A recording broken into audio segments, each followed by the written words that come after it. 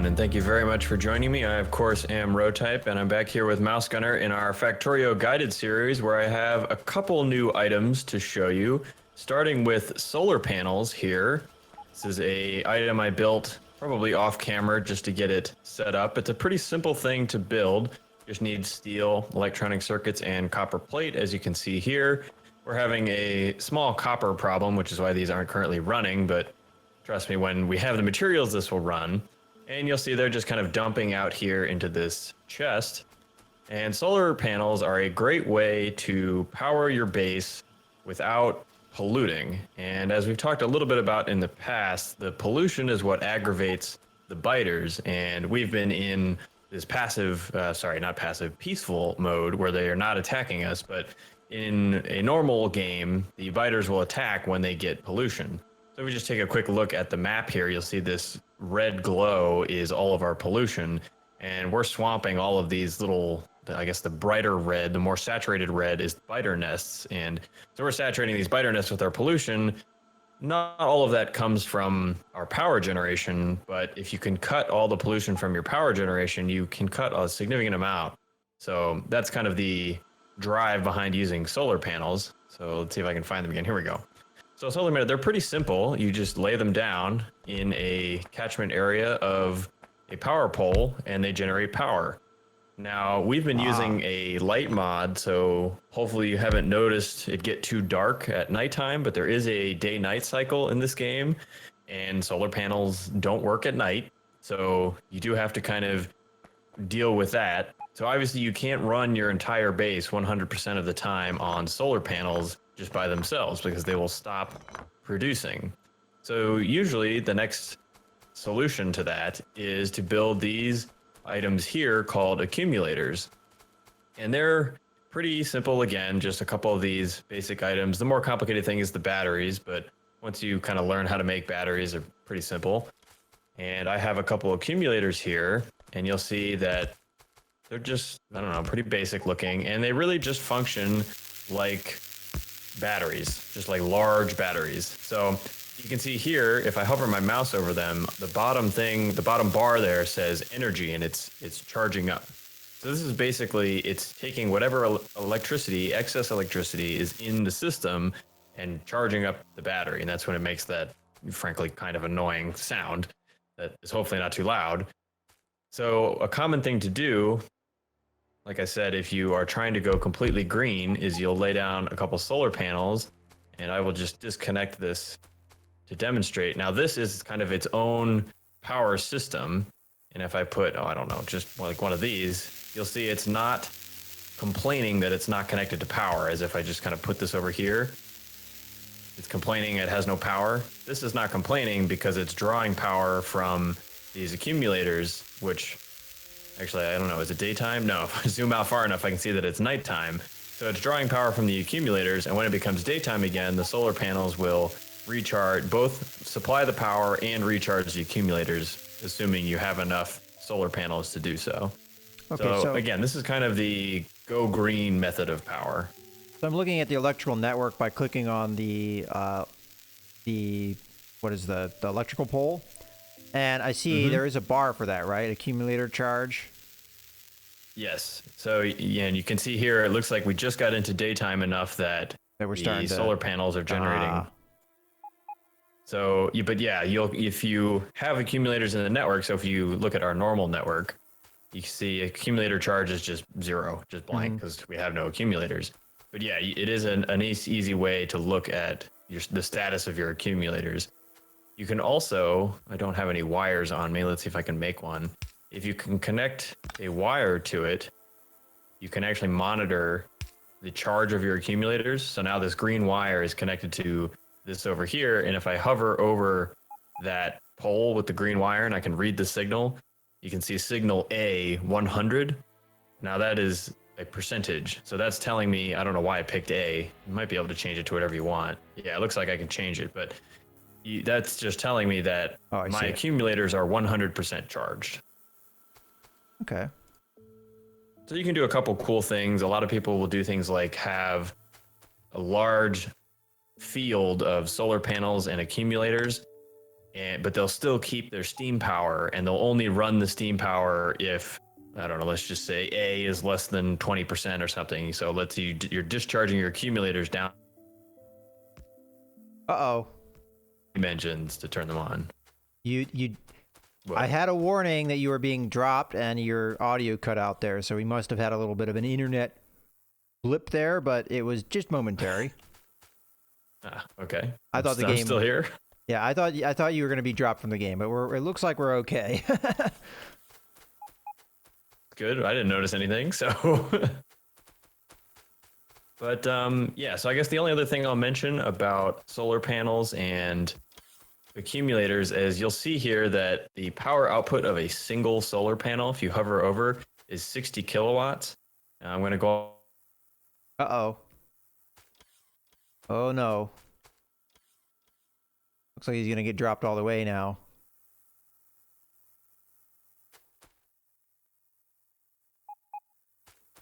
All right, I think. Hello? You live? I'm back. That was Okay. interesting.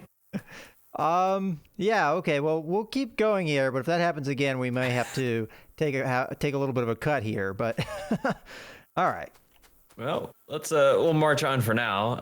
I guess what I was saying is that the solar panels have, I don't know, what was it? Oh, okay, back. Oh, I didn't notice the anything solar that panels time. output. Oh, okay. The solar panels output 60 kilowatts, and if I head over here to the steam engines, they output 900 kilowatts. So obviously, you're going to need a lot of solar panels to make up for your steam engines.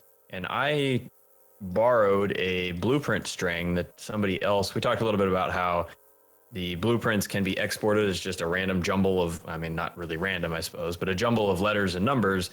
And so I just borrowed one from somebody that made on the internet. And this is his kind of design for a big field of solar panels and accumulators. And this will, let's see, probably replace maybe 2 or 3, maybe a few more, but a couple steam engines with this big, huge thing. Now, it's a common thing to see a RoboPort in the middle because that way you can just kind of place them and it'll you just use the blueprint and you can place another one right next to it and on and on. But this just gives you a feel for when you go 100% solar, you have just these massive fields of solar and accumulators, solar panels and accumulators. So You said this was equivalent it's of an one option. steam engine? Well, I don't know. I haven't done the exact math. Let's see if we can. I can look at the blueprint has 200 solar panels. Hmm. So 200 times 60 kilowatts. Okay, so it's like So that we it's like a get- steam engine and a half. Yeah, it's you know, the point being you're going to need just large amounts of real estate to Yeah. plant these giant fields of solar panels, which, you know, if you clear out the biters or, you know, just have space, it's not a big deal. And like I said, it's a nice way to go less pollution than your steam plants. The other nice thing is these don't consume any fuel. So if you run out of coal, you'll still have power, which is kind of nice. So just another option. I'm going to clear this because I don't want the robots trying to do stuff. Now, the other thing I'll talk about a little bit is a problem you can sometimes get if you do go 100% solar, and that is only if you match your ratios. So we've talked a lot about how Factorio is a large part of game of ratios. And so someone has calculated, or multiple people have calculated, that if you have more solar panels than accumulators in a ratio of, I guess I should have said it the other way around. If you have 0.84 accumulators per solar panel, so more solar panels than accumulators at a ratio of 0.84, then you will have perfect power. Like your accumulators will drain exactly to zero right as your solar panels turn on and everything's happy and, you know, perfect ratio.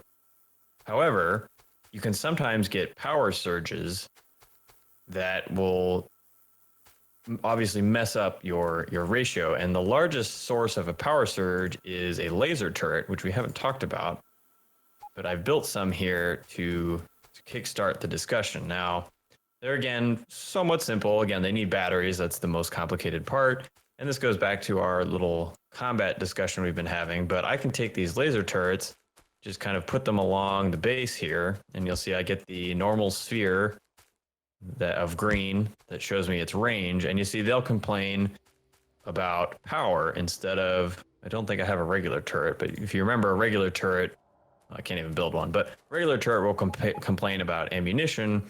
Solar turrets, laser turrets complain about power. So if I hook it up to power, see they stop complaining. And I don't have any enemies to show you them attack, but they'll function just like a regular turret, except they shoot lasers instead of bullets. The nice thing about that is that you don't have to go around trying to refuel give them ammo every time they run out. And you can imagine, see, I'll zoom out here and you can see we've started to build this kind of perimeter wall. It looks like Mouse actually did a pretty good job almost completing it. So we have this big long wall to keep the biters out. And you're going to want, obviously, turrets at a regular interval along the wall. And if they're all over, like this whole big southern wall, you can imagine has turrets every X number of squares. You then have to either run a belt along it or have robots delivering ammunition to them or something. So it gets really difficult to supply ammunition to conventional turrets if you have this big long border wall. So in my opinion, you're generally better off just putting out laser turrets and running some power lines. It's just a little bit easier. Oh, I just noticed that the different types of turrets have different colors on the map. So it looks like laser turrets are red, and the normal turrets are yellow.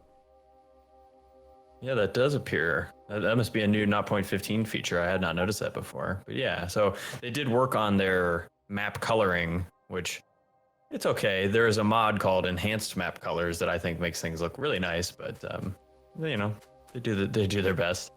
Obviously, graphics aren't necessarily the highest on the devs' priority list, but make it look nice when they can. So one thing I was just going to do is I'm comparing the damage that the lasers can do. So let's see, the damage, or the laser, if you hover over, says damage 20 laser being the type of damage, and the shooting speed is 3 per second. Now the gun turrets. Oh, unfortunately, I can't see that. Can you repeat the damage for the lasers? Oh, this is off the GUI. Yeah, so the laser turret does damage of 20. Okay. And the type of damage is laser. Okay.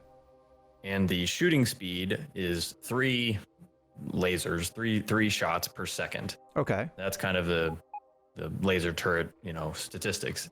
The gun turret, let's see, damage. But we don't have ammo in it, I think, is the problem. I was gonna say.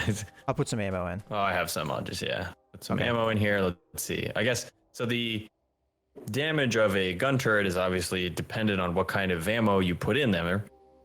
So that still see may 0. or may not be better. I'm not sure that you could ever actually get it up to 20. You might be able to if you research. We've been doing some of these researches, bullet shooting speed, bullet damage and stuff. So I see. You might be able to get it up to 20, but it takes research to do it. Oh, I see the damage now. Okay. I was looking at the damage dealt. That read 0, and I was confused. Oh, yeah, the 0. So it's 8 plus 5 something. I can't read the rest. Yep. Okay. So it's 5.44 physical, and that's just, again, the type of damage. I guess it's the way it affects the biters. Some certain biters have resistances to physical damage, but less resistance to laser electric type damage. So there's, I suppose, pros and cons to both, but in general, like I said, I think the pros to laser does more damage right out of the box. You can see the shooting speed for the gun turrets is much higher. So in theory, damage per second is higher than for a gun turret, right? Because it's getting more shots off a second. So even though this does 20 a shot, it only has 3 shots per second, whereas this is getting out, 18 a second? Yeah, I suppose. And the tricky thing is we've done a bit of research on gun turret damage and bullet shooting speed and stuff like that. So we're not exactly comparing apples to apples. We have like a stock laser turret with a upgraded gun turret. So it seems the range is much better. to be done, I suppose. The range appears to be much better. Again, there's just 18 to 24. So you do get a little more range with the laser turret, which is always nice. You want to kill them before they get close, right? So. Well, that also means you can space your turrets out more, right? Yeah, exactly. You can space them out. At some point, depending on your biter settings, some people do death worlds and stuff, and you'll see people just lining turrets up like this because they need that many that close. The attacks can get quite large, but in the meantime or earlier in the game, you can space them out. So you can see I've spaced them, and this is the way I generally like to space them, where the next turret is within the range of the previous turret, but just barely, in case a biter gets close, you want to be able to cover the turret. But the gun turret does not actually reach that next laser turret. So yeah, as you notice, there's some range differences as well. And then, really, the best thing is just that they don't need ammo. Like, I don't need to keep going back and refueling or putting ammo back in, running around the base, or having robots fly around the base, putting ammo in all of my laser turrets, or in my gun turrets. But one downside I could see, though, let's say the biters broke through this wall, right? And they knocked out this electrical pole. Then that would kill all of these laser turrets here, right? Is that something that if you're really worried about that, I don't remember the priority. The biters do sometimes have, or they do have like an attack priority. They're going to attack this thing first and then the next thing. I believe they will attack turrets before they will attack electrical poles. One thing that could happen is if, let's just say, they broke through this wall right here, they're going to try and attack the turret, but the pole's going to get in their way. So they might attack the pole to get to the turret. All right, well, and then, they would do that. All right, let me phrase the question this way. Let's say they broke through the wall here, they killed the turret. Would they then try and go for another turret, even if it is further away, or would they kill the pole that's right next to them? I would have to do some experimentation to be sure, but it's been my experience off the top of my, in my memory, that they generally kind of go for military structures and leave the poles alone unless they're, I believe poles are on the orders like poles and pipes and kind of logistical things, transport belt, or on kind of like whatever tier you might call that. Okay. And military objects like turrets are a tier above that. So they'll attack those things first. So they probably would, I would expect them to then run over to this turret and attack that next. So I guess kind of where I'm getting at here is you don't think that redundant power lines is really worth the hassle because, like, as an example, I play RimWorld, and in RimWorld, it's fairly easy to cut a power line. And you can get like big parts of your base cut off because of that. So I was just wondering if that's something that you would do in Factorio. Well, I generally don't. Okay. Because of the way I was saying, I think they will generally go for the military objects first, and then only if a power pole is like in the way, they will kind of override their normal targeting procedure if there's something that's blocking them from getting to the next thing. But in addition to that, I generally set up my base such that the biters can't get close to the walls, like they all die. And as soon as I notice that a wall is being damaged, that just means, I need to like double up on, I'll just line them up like that and add more turret. I really don't want them getting to my walls, so I just, make sure that doesn't happen. I guess that makes sense.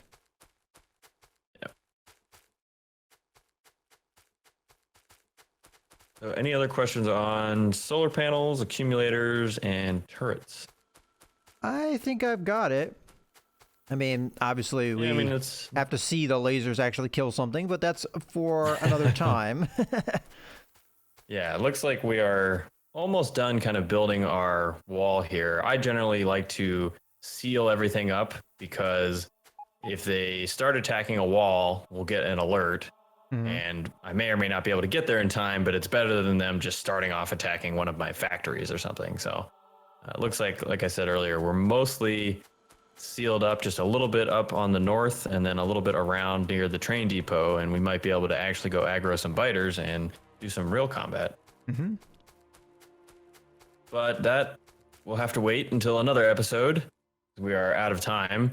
So I want to thank you all very much for watching. My name's been Rotype, he's been Mouse Gunner, and we'll see you next time.